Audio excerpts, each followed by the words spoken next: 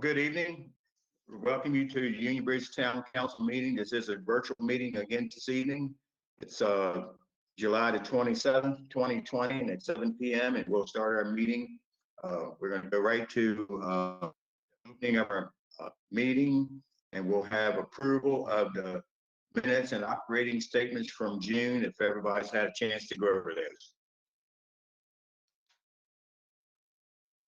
I'll make a motion that we approve June operating statements, June 15, 2020 council meeting, July 13, 2020 work session minutes, and Quantum's financial statement for June 2020. I'll second it. Okay, we have a motion and a second. Are there any questions? Hearing none, all those in favor, aye? Aye. Aye. Aye. Okay. Noes? Okay. See any motions carried? Okay, we're going to change around a little bit the seating. We have Mike that will be here on with us. He wants to talk about a water leak that we had on Penrose Street. So you're on. Thank you. Good evening, everybody. Last week we had a water line break on Penrose Street, causing loss of pressure to everybody that was on the street there past Stoner Avenue or Stoner Street towards White. We've had over the last 10 years or so, we've had a couple pretty major breaks for the town on that line. And I'm kind of leaning towards recommending to the town to investigate or put things in motion to possibly renew the water line. Basically, it would be from Stoner Street to White Street. It's roughly 275 feet of pipe. The reason being is it's kind of hard to, when it happens, it's kind of hard to get contractors in a hurry to get it addressed. And with the VFW and post office on there, just shutting it down and waiting for a contractor to be able to get there, that's asking a lot of them. I was able to put a skeleton crew to get it together this last time, but I can't promise that every time. So I'd like to try to start moving to get in front of it. So I guess where we go from here is I'm kind of looking to answering any questions. Maybe it's something that gets pushed to a work session to go to further detail, but I think it's something that we ought to consider putting in motion. I personally think it'd be a good idea. I would like to say we've had some major leaks on that street, and we had a little street repair done there, had some blacktop done. The street was put in really nice shape, and, have a leak there. Like I say, we have had some major water leaks in that area. We've been trying to upgrade some of the other lines on the other street, and I think now would be a good time to. It's going to cost some money. We have to get bids on it and see what it's going to cost us. And I think you're going to do a repair for it for now, but I think it would be a good idea for us to be one of the next that we do a major upgrade on that water line there, eliminate these kind of problems.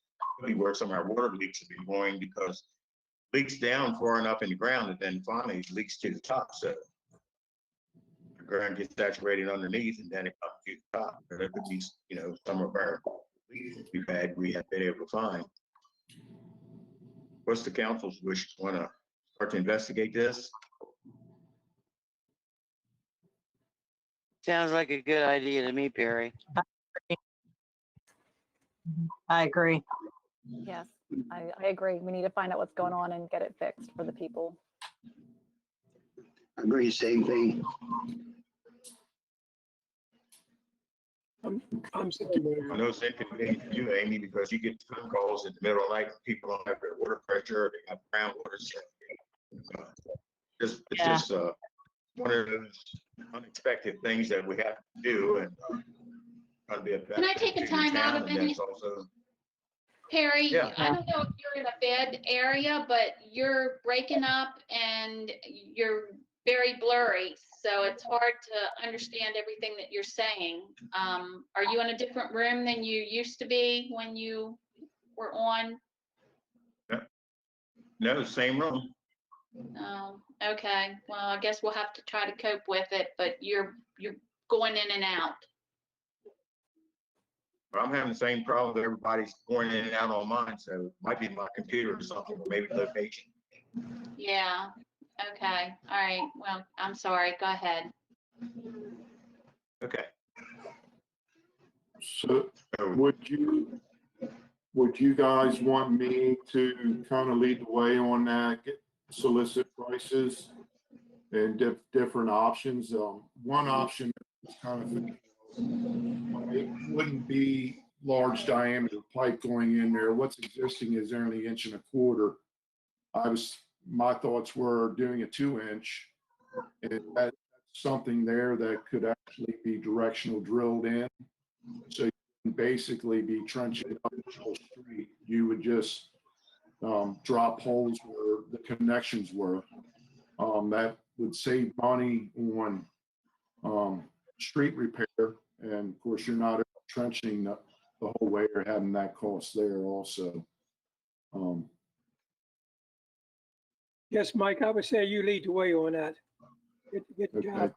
You go. So, you're the water and sewer guy. yes.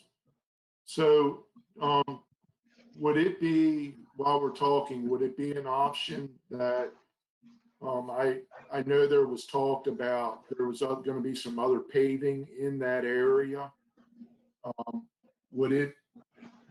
That would open up the different type of contractor that I could get in, that if we consider the patchwork part of the paving, your guys' annual paving stuff.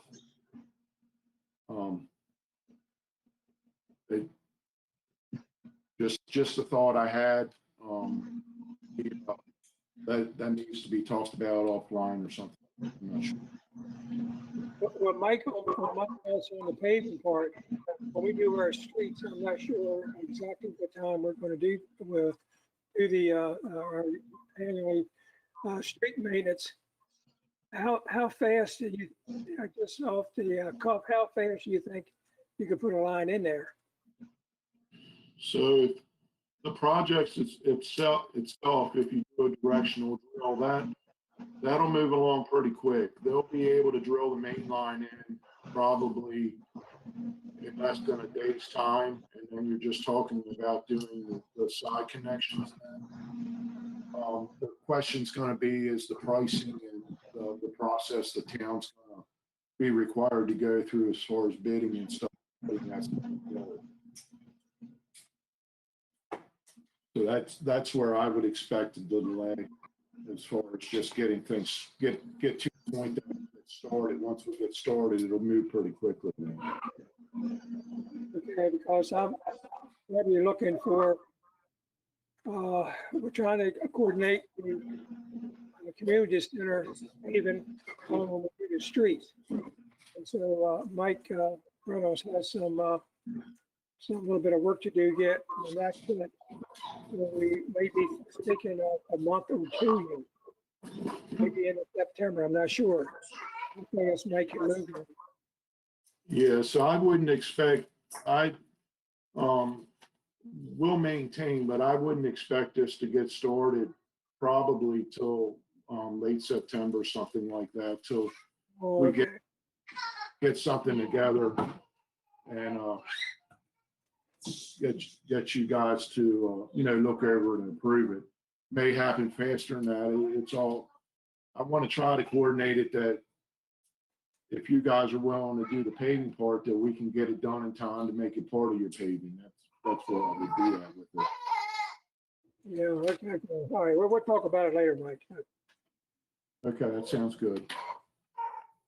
Yeah, Mike, you take the lead on that. You're the professional here, and I think it's a situation where it's not really a dire emergency, but it's got to be done because it's going to save us the loss of water and, repeat repairs that we're having, all the time now. So something that's got to be done. So we'll let you take the lead on that and guide us along. Okay, I'll Thank start. you, Mike. Okay, I'll start getting things put Okay. together. And I'll present some for you guys then. All right. Thank you very much. All right, with that, I'll be leaving then.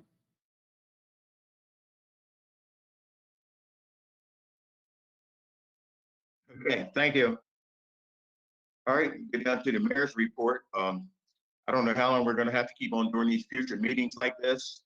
I've been down and I've walked through the meeting room and tried to do some measuring and looking, and it's gonna be kind of complicated to go back to our regular meeting room for right now. We can make it work to get all of our council people in there. Once we do that, we're not gonna have any room for any public to come in. We're gonna do our 6 feet apart and make it so that it's sanitary and everybody to be in there. So until something happens, it's a little bit better. We're gonna continue to have our meetings virtual, either Zoom or GoTo meetings or whatever. Not willing to go to the community center at this time because of all the cleaning and things and sanitation that we have to do. So I think right now we're gonna continue with these for a while. Hopefully something happen within the next couple of months and we can resume back to our regular meetings. My report's kind of small this month. Just keep everybody aware of the Union Bridge Fire Company does have a couple more activities going. Yesterday they had a turkey sandwich and pit beef sandwich. Yesterday afternoon was attended fairly well, but the other dates they have coming up is August the 15th at 4 p.m. They're going to do fried chicken. It'd be a half a chicken and 2 sides for $10. August the 29th will be a crab cake sale. That will be pre-orders only. So get your orders in. All this information is on the billboard, sign out in front of the fire hall. So people say they didn't know about what's going on. They must go to the post office every day blindfolded because it's right there looking at you. And very much like to see Union Bridge people attend that because yesterday Union Bridge attendance was kind of poor at that yesterday. Thank goodness we have outside people coming in, but I know there's a lot of stuff going on, especially on Sunday. The next 2 activities, like I say, are going to be on Saturday. So write down and let's try to help support our fire company because there is no carnival. There's no other fundraisers there until after the first of the year right now. That's the way it looks right now. But the way they have to go through everything. So let's please try to support our fire company and our other businesses in town that are open and trying to maintain and keep our town going. Tell all your friends and neighbors to please try to come out and help participate and spend some money with. The next thing we have is the proposed Shriner Court budget.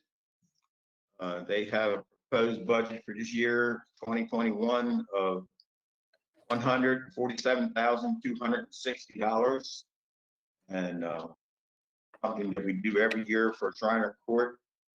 So this time I'm looking for a motion to approve their budget for All right, I'll make a by motion. 2021.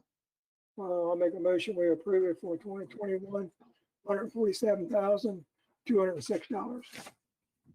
I'll second that. it. Oh,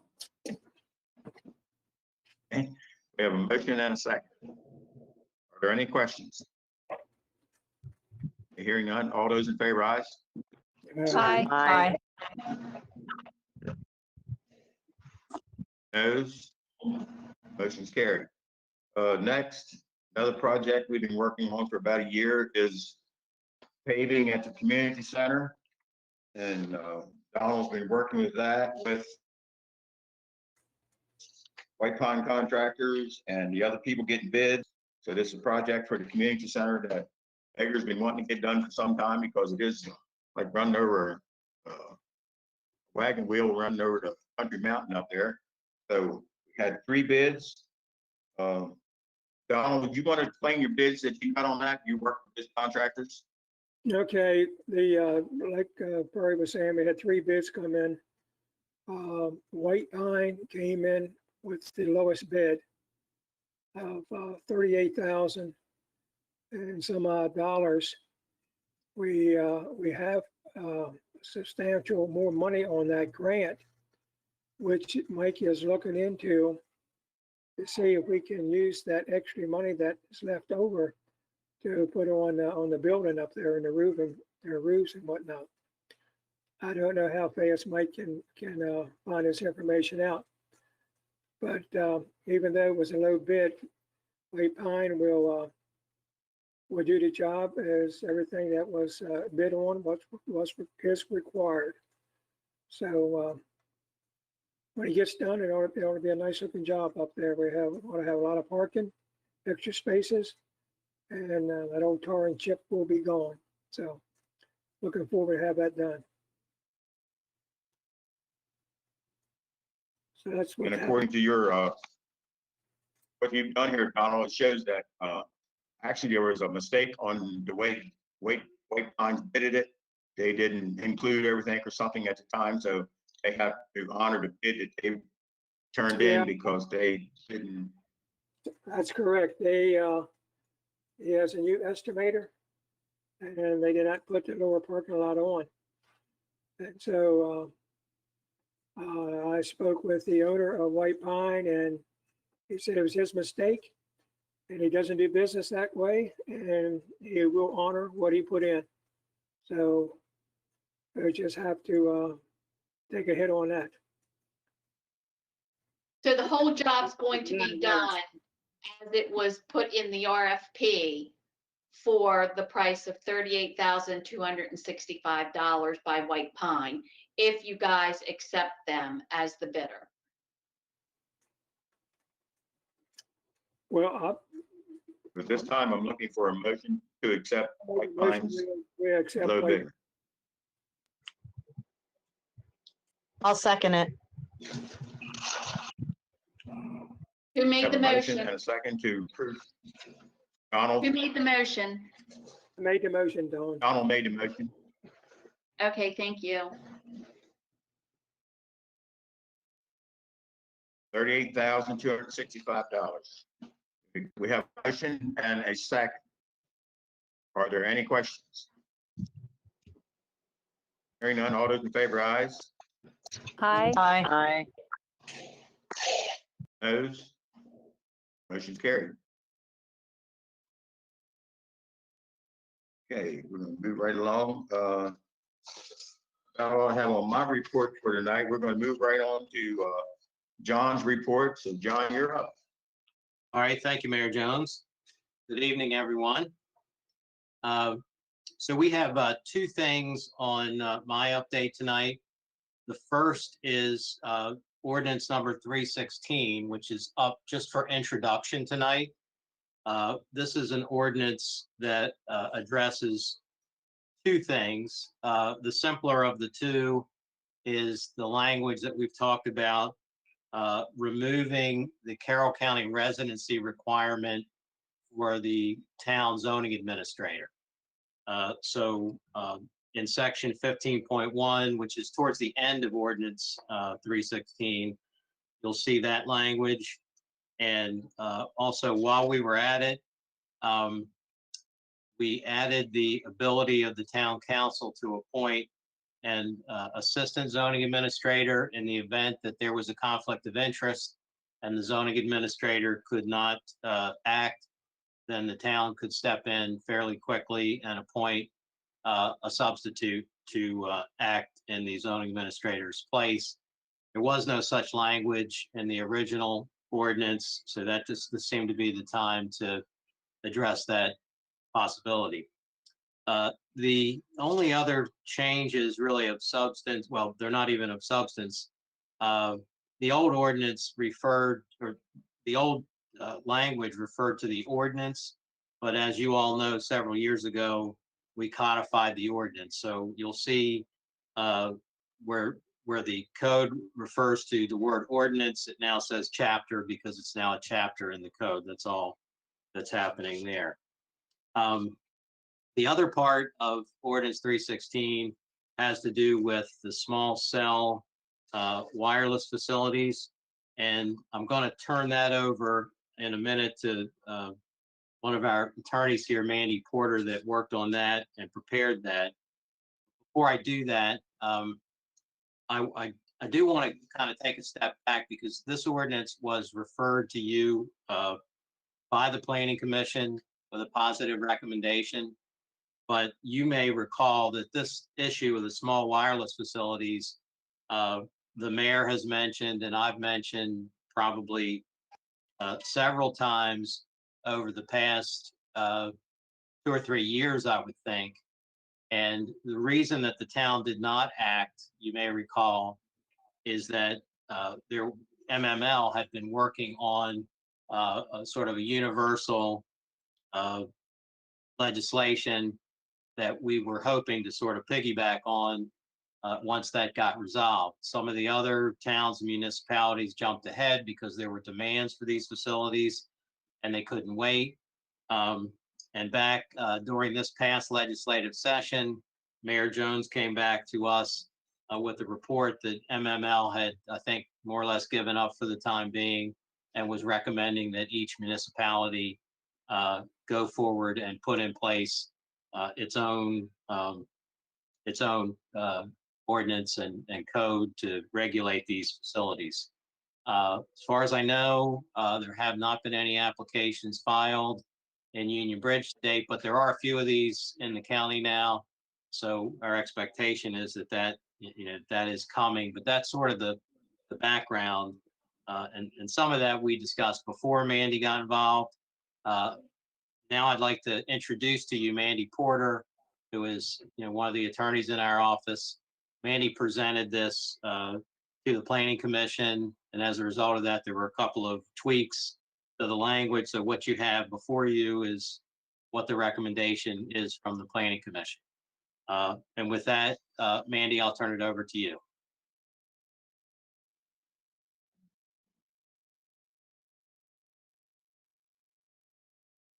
John, it looks like she's not in the meeting. I think she got kicked out or something. Yeah, I wonder what Yeah. happened because she was there while I was She was. talking. Yeah. Yeah, she disappeared. disappeared quickly.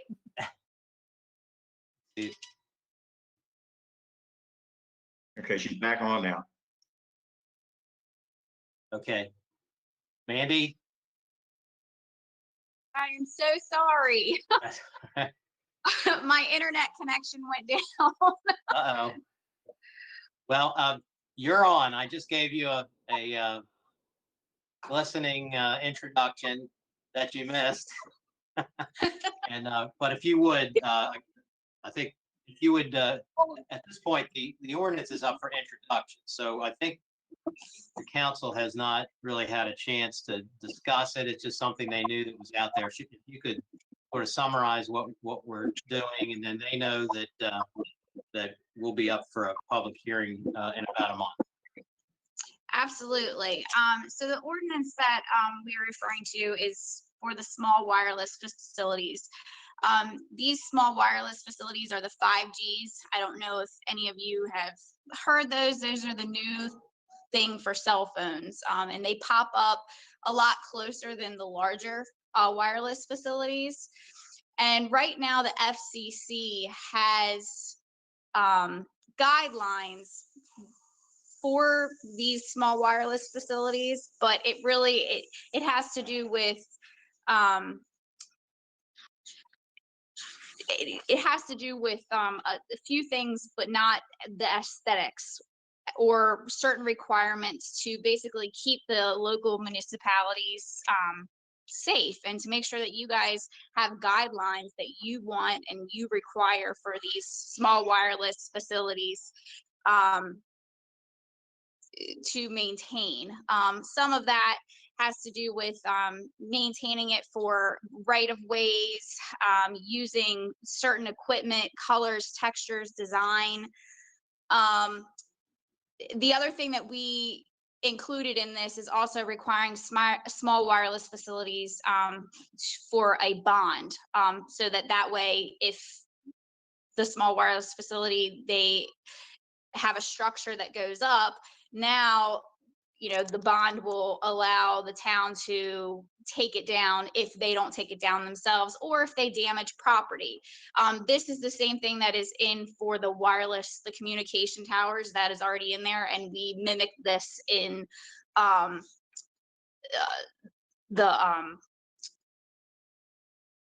ordinance that we use for this.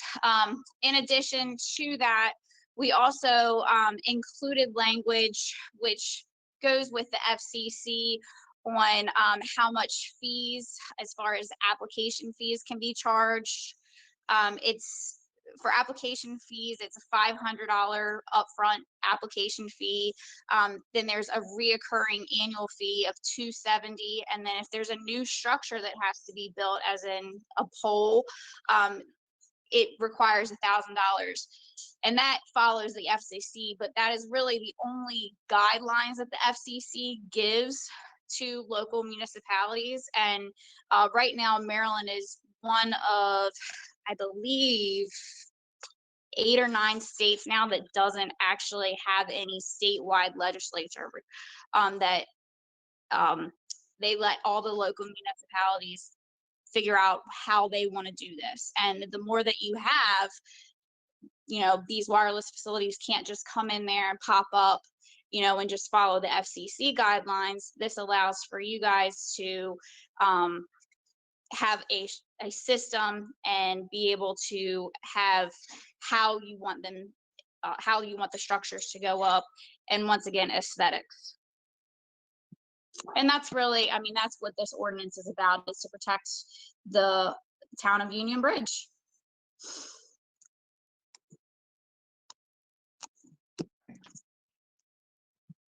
All right, so unless Thank there you, are Mandy. any questions from Mandy, we will advertise, as in the ordinary course, for a public hearing in all likelihood at next month's regular council meeting. And then the entire ordinance would be up for your action at that time. Okay, not hearing any questions, then I will move on to the next item, which is the update of the county stormwater project on the UB solar land. You all got the recently copy of the engineering plans for what is being called locust wetland. And it's actually the first time I've really seen any plans, for it, to get an idea of just how involved it is. And the question that came to the town from Chris Hine, who was the project engineer who's overseeing this at the county, was there going to be relocation of water and sewer lines relating to this project? And I assume that, again, I'm not skilled at reading the plans, but it looks to me like there's some storm drains to be installed, and that's going to affect some of our existing water and sewer lines. So Chris's suggestion, because this is the town, water and sewer system, that the town have somebody sort of look at that and approve the design or comment on the design. So what I talked to Dawn about that today, and I know that she has referred those plans to Mike Zeckman. And so I think in the first instance, Mike will take a look and probably tell us whether we need to involve our engineering firm. I suspect we might, but take that one step at a time. And I shot an email back to Chris Hine and asked him whether there was money in the county budget, project budget, to reimburse the town for the expense, for these expenses. And because I know the town has not budgeted any money towards that project.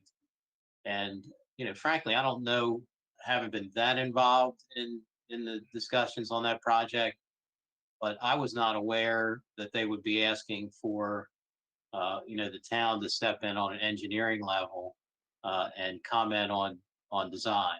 So that came as a bit of a surprise to me. But in any event, we'll get that information from Chris and from Mike, and hopefully things will start moving towards completion, or at least approval of that project. So that's really all I have to report on that. I don't know whether you all have had a chance to look at the plans, but I think it's worth looking at. I know for me, I was expecting to see on the 2 acres that we've always talked about, a type of facility that would, catch the stormwater and treat it or slow it down or manage it in some form or fashion.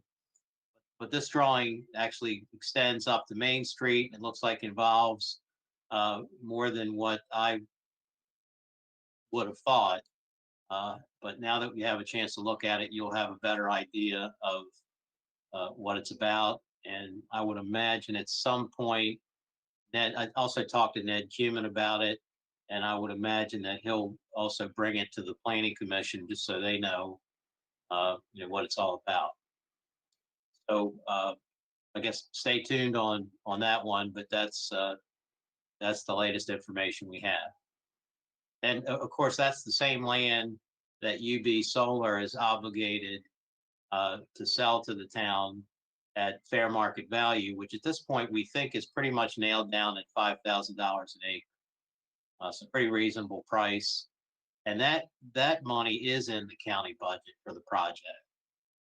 So the county's proposal at this point, because this facility will be owned and maintained by the town, that the plan at this point would be for UB Solar to deed that 2 acres directly to the town, with the county paying for it out of the project budget. So again, some of that may change a little bit, but the other reason that we talked about, keep an eye on the project, from an engineering and design standpoint, is that it's ultimately going to be the town's responsibility to maintain it. So to the extent it can be designed in a way to manage those long-term maintenance costs, that would be a reason to have somebody on behalf of the town just keep an eye on it. That is the latest. And Mayor Jones, that's all I have this evening.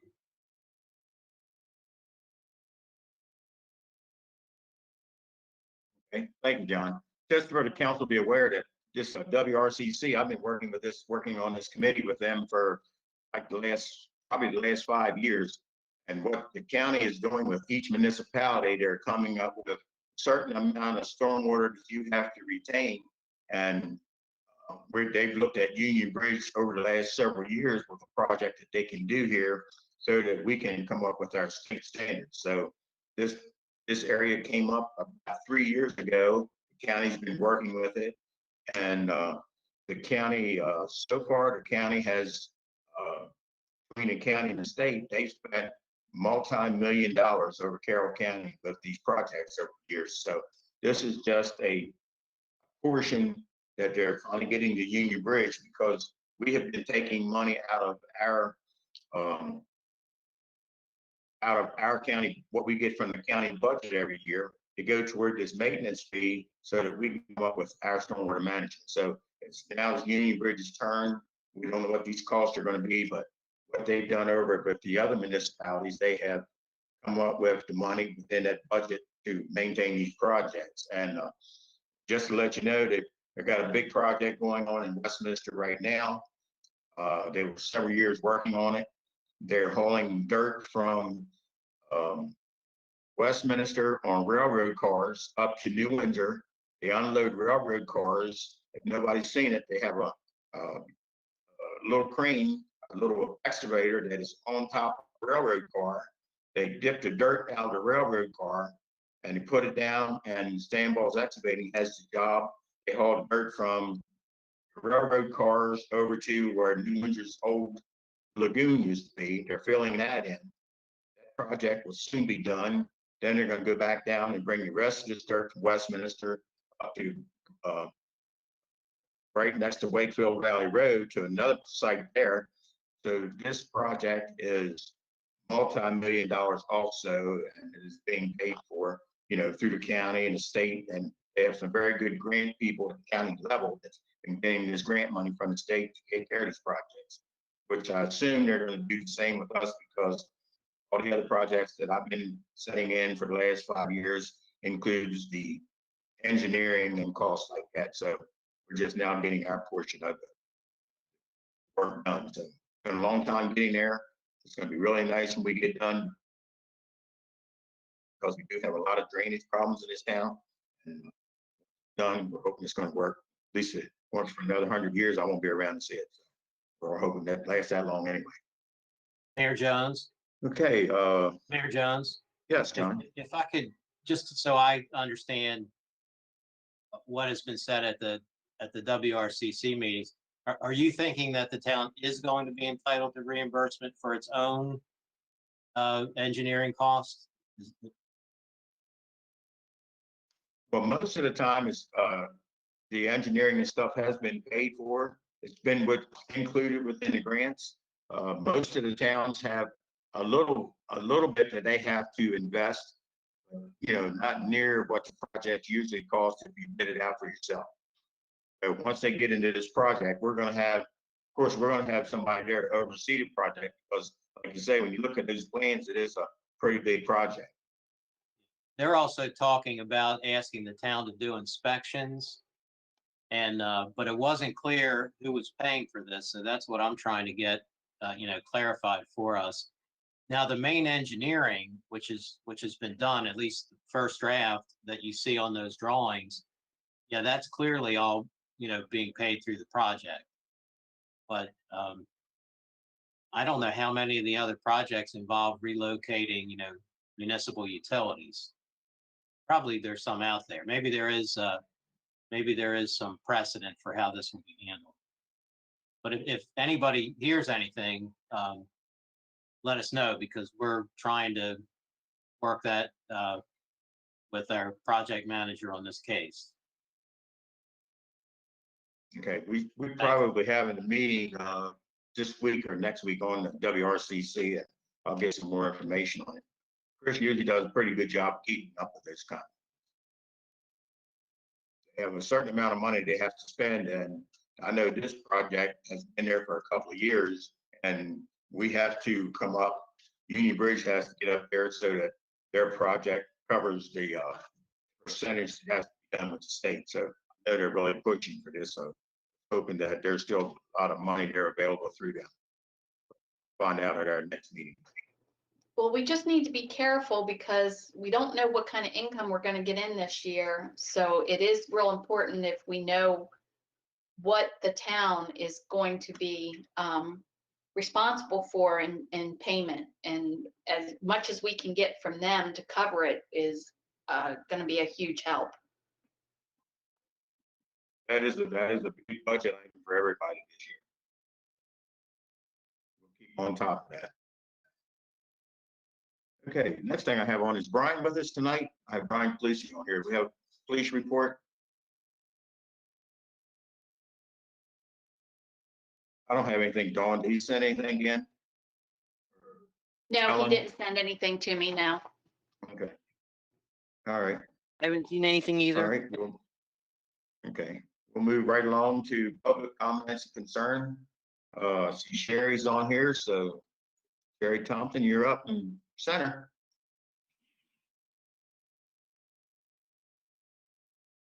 Okay, I'm up. Can you hear me? Can you hear Yes. me? Okay. Yes, we Basically, can.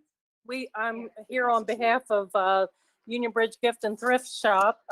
We've been very successful. Our first 3 weeks of being open, we've had people from Arbutus, from Frederick, Eldersburg, Pennsylvania, Finksburg, coming from everywhere, and they've come and made it like a destination.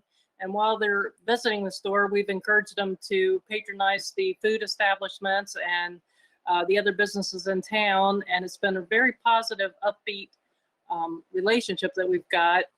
And I really want to thank the town council for your support and being there for the ribbon cutting. It meant a lot to us. We've been really, really busy. Everything's been really positive, and I just wanted to share, you know, the interest that it has brought into the town, because people have actually said they've seen it on our Facebook page, and that's what brought them into town. Okay, thank you. And then the other thing. You do good work. Thank you, Perry. And Dream Big, we do have a boat in the flood zone boat contest, so we're looking for boats. So please come out and vote for Dream Big's boat. And that money, of course, goes to New Windsor and Union Bridge Fire Companies. So we're doing good. We've had over 200 transactions in this only 3-week period of being open 4 days a week at the store. So I think that's pretty impressive. And that's all I've got. Yes. All right, thank you very much. Okay, we'll start down with our committee reports, and No, but then you still so have I have them here. Oh, I did have a comment. Hey, 1 second. This is not Sherry. This is Eric Holnicker. How are you guys? Hi there. Okay. Hey, so I have 2 questions. I think they're both for John. John, you're here? Yes, I'm here. He's in. Okay, great. Okay, so 2 questions. The first was with the removal of the requirement for the zoning administrator for the town to live in Carroll County. Are there any, I guess, limitations on that, or can somebody from Arkansas be the new? Yes, technically, but they have to be, they have to be qualified. So the council, the zoning administrator is recommended by the planning commission, and then that recommendation is delivered to the council, and the council's responsibility is to confirm that the person has, just qualification. Okay, I understand. Second thing was with the UB solar project. All the rave right now is solar powered electric car chargers, and I'm probably the only Union Bridge resident that owns electric cars. But I have noticed that there are no public chargers in the area, and if we were able to get a few, especially if UB Solar paid for them and maintain them, or either or, that would be a really good incentive for people with a lot of money to come near or to the town. Duly noted. Yeah, that's all I got. Thanks, guys. Great, thank you. Okay, all right, we'll start. I see Ellen in the corner, so Ellen. You're muted. Sorry about that. I had a couple issues with trash that I've handled. I'm still working on one with the post office. Other than that, I don't have much of anything else, except that I would like to know if the Carroll County chapter is going to have a meeting in September when we normally would, because I've got MML asking me. You will have to check with Neil. He's the president this Neil. year. Okay. The way it looks right now, I don't know. We had talked about it. We talked about it at our mayors, when the mayors get together. It's probably not going to happen right now, but that's something that if they find a space where we can get a large amount of people in there and spread us out, it might happen. But you'll have to check with Neil on that so he can give you clarification on it. Okay, we might want to consider possibly doing a virtual meeting, because part of our requirement for the Banner City, Banner Town is that we have to attend 50% of the chapter meetings. And I don't know how that's going to work if we don't have the chapter meetings. You can't attend. Right, we did talk about maybe having a virtual, when we had our mayor's meeting, we talked about maybe a virtual meeting, so that's probably what's gonna happen, but just to confirm that with Neil, he was Okay, gonna I'll see get a what hold he of can do Neil. and make some reservations. That is completely up to him, his executive committee. All right, I will talk to Neil. Okay, That's all I have. okay. Amy? like I said earlier, I did receive 6 phone calls about the Penrose Street between 9:30 p.m. and 2 a.m. one night, but they were all justified and answered. And just so you guys know, virtual works. Want a ball cap, a mug, and a t-shirt. So virtual works. That's it. Okay, thank you. Laura?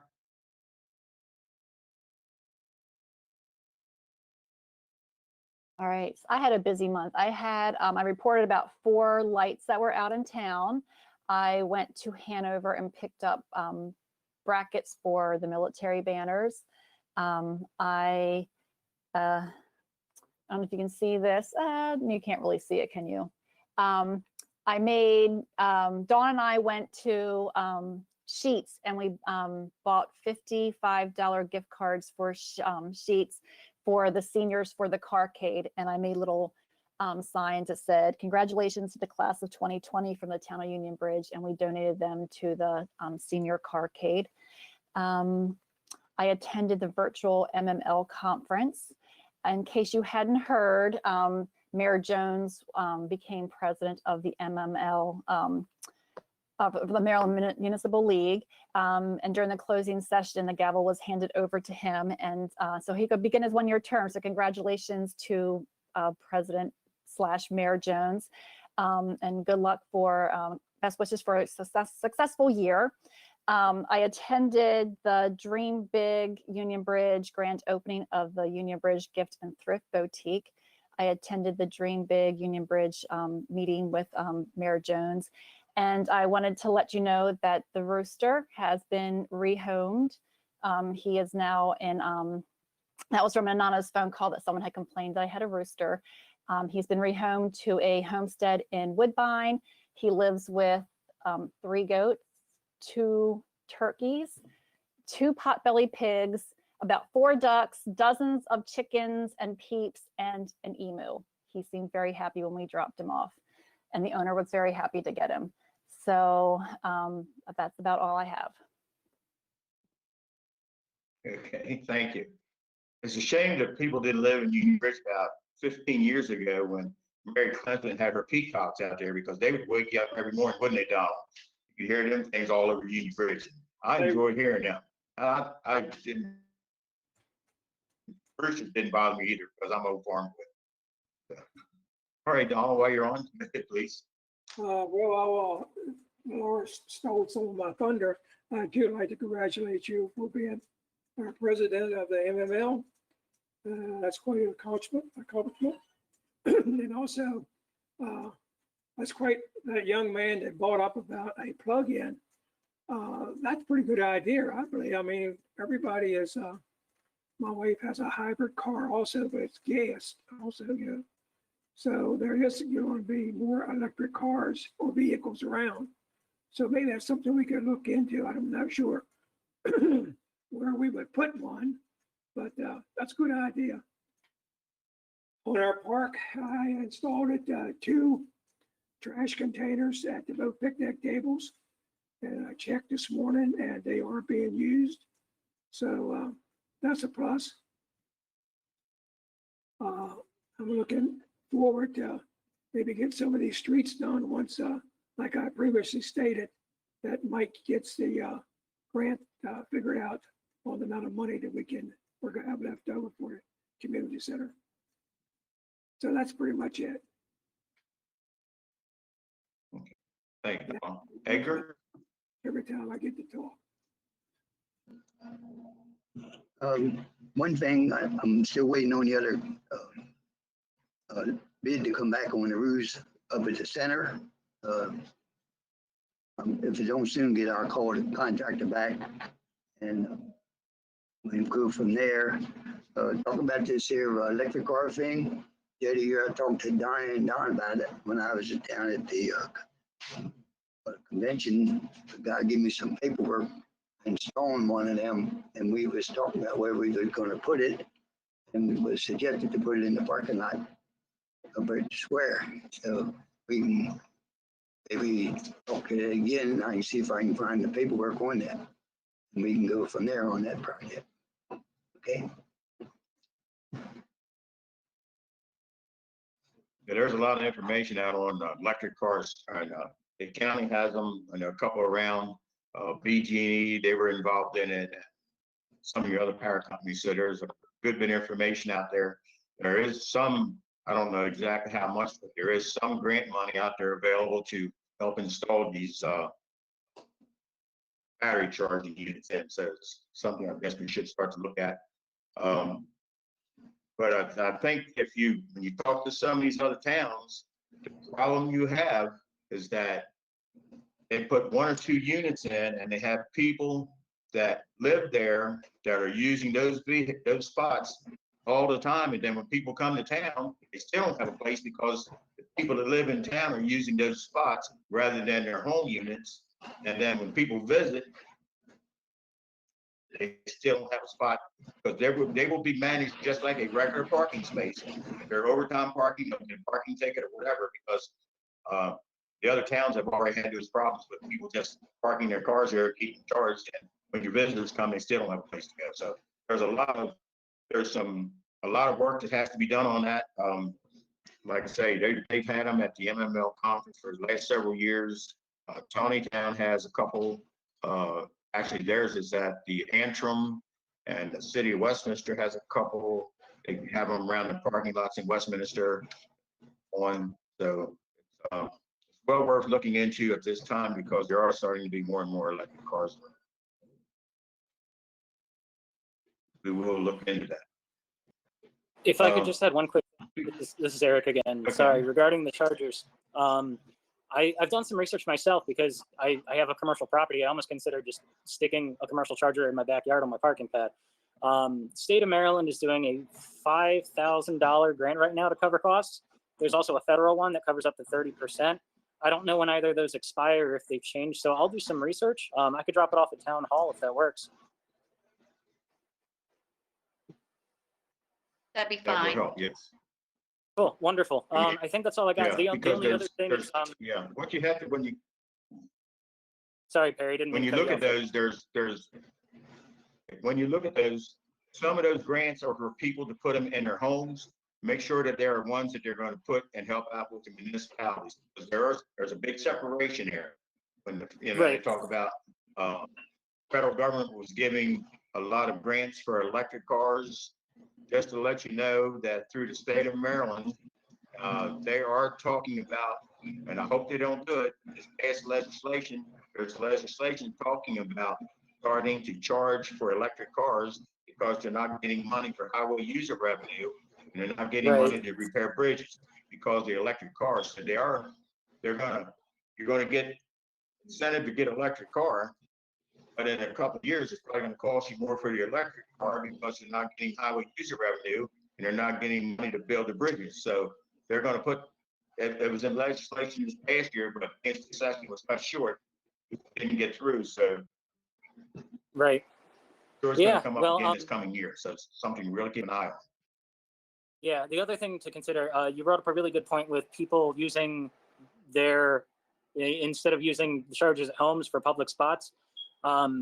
Most municipalities put a sign up that says, hey, you've got a 1 hour limit or a 2 hour limit. I think people in town, the maximum, for coming to town, charging your car, getting a bite to eat, checking out shops, coming back, I think 2 hours is a good maximum. But I think just posting a sign and saying, hey, we've got a towing company, this is where you can find it. That should clear it up. But that's a really great point.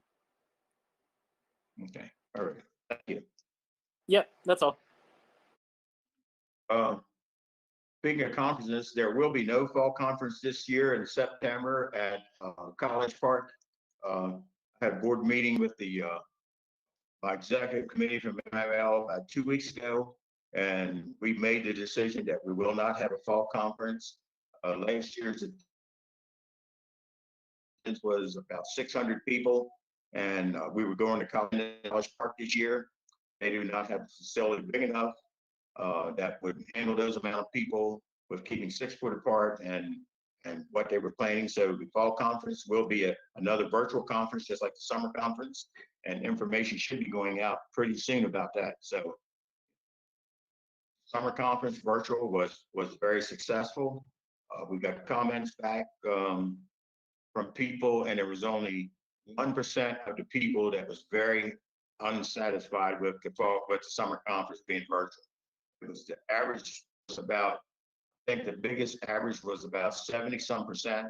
I have those numbers written down, but people were very happy with it. Some of your smaller municipalities thought it was great because they didn't have the money to send their people to Ocean City for a conference. They could do it virtually, and it was a lot cheaper for them.